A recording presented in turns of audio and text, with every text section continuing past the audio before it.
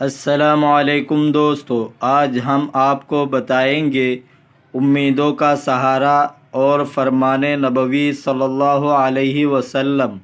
فرمان نبوی ہے کہ میں تم پر دو چیزوں کی تسلط سے ڈرتا ہوں، طول امل یعنی لمبی امیدیں اور خواہشات کی پیروی۔ بلا شبہ طویل امیدیں آخرت کی یادیں بلا دیتی ہے اور خواہشات کی پیروی حق و صداقت سے روک دیتی ہے۔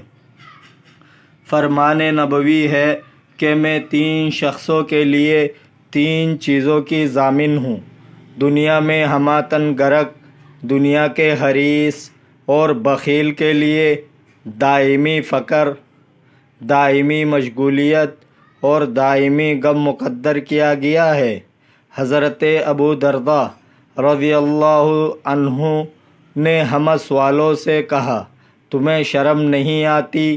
تم ایسے مکانات بناتے ہو جن میں تمہیں نہیں رہنا، ایسے امیدیں رکھتے ہو جنہیں نہیں پا سکتے، اور ایسی سامان جمع کرتے ہو جسے اپنے مصرف میں نہیں لاتے۔ تم سے پہلے امتوں نے عالی شان عمارتیں بنوائیں، بہت مال و دولت جمع کیا اور طویل ترین امیدیں رکھے، مگر ان کی امیدیں فریب نکلے اور ان کا جمع کردہ مال برباد اور ان کی عمارتیں قبر بن گئی۔ حضرت علی رضی اللہ تعالی عنہ نے حضرت عمر رضی اللہ تعالی عنہ سے کہا، اگر تم اپنے دوست سے آرزوئے ملاقات رکھتے ہو تو پیوند لگا کپڑا پہنو، پرانا جوتا استعمال کرو، امیدیں کم کرو اور پیٹ بھر کر نہ کھاؤ۔ حضرت آدم علیہ السلام نے اپنے بیٹے شیش علیہ السلام کو 5 باتوں کی وصیت کی اور فرمایا، اپنی اولاد کو بھی یہی وصیت کرنا: عارضی دنیا پر مطمئن نہ ہونا۔ میں جادوانی جنت میں مطمئن تھا، اللہ تعالیٰ نے مجھے وہاں سے نکال دیا۔ عورتوں کی خواہشات پر کام نہ کرنا۔ میں نے اپنی بیوی کی خواہش پر شجرہ ممنوعہ کھا لیا، شرمندگی اٹھائی۔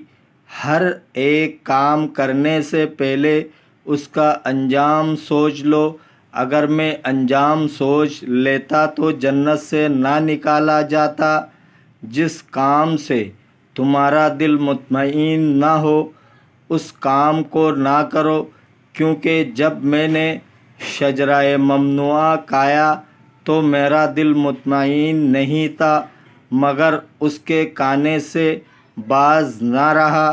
کام کرنے سے پہلے مشورہ کر لیا کرو، کیونکہ اگر میں فرشتوں سے مشورہ کر لیتا تو مجھے یہ تکلیف نہ اٹھانی پڑتی۔